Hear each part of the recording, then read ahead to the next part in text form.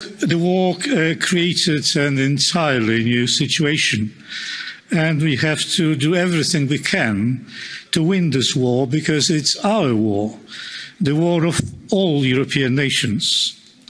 Once Putin decided to go ahead with the invasion, it became clear he is determined to subdue Ukraine and will not hesitate to resort to the extreme measures. It was he who once said, let me remind you, that the collapse of the Soviet Union had been the greatest geopolitical tragedy of the century. So there should be no misunderstanding as to his intentions. He plans to create what was once the Soviet Empire, perhaps not with one stroke, but that is definitely his final objective. Moreover, he has been more or less open about it all along. The Ukrainian army and the Ukrainian people are opposing the invaders, and they desperately need some military backup arms and other tools of defense. Fortunately, after the initial opposition from some countries, nowadays it is about 20 governments, I think, that started helping the Ukrainians.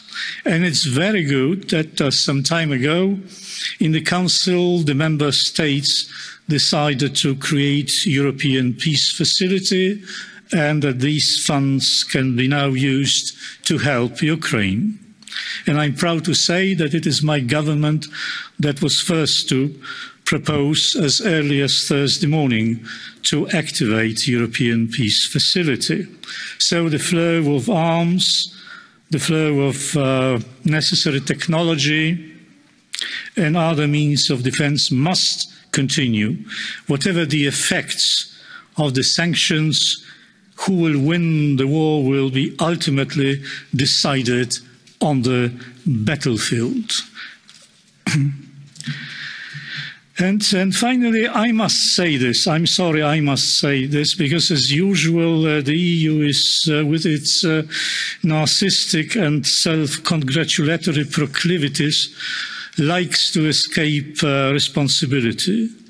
Putin made his decision because he was induced by the weakness of the West. Let us be frank.